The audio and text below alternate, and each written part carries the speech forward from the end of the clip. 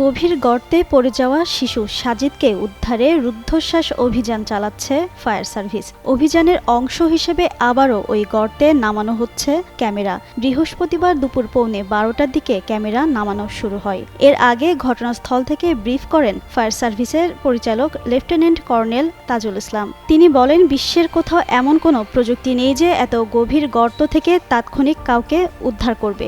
গর্তটি প্রায় 200 ফুট গভীর। নিরাপত্তার খাতিরে তারা পাশে গর্ত করে অনুসন্ধান চালাচ্ছেন। বিভিন্ন উন্নত দেশেও এত গভীরে পৌঁছাতে 75 থেকে 78 ঘন্টা সময় লাগে। তিনি এও বলেন, প্রথম পর্যায়ে 35 ফুট পর্যন্ত গর্তে ক্যামেরা পাঠানো হলেও কিছু দেখা যায়নি।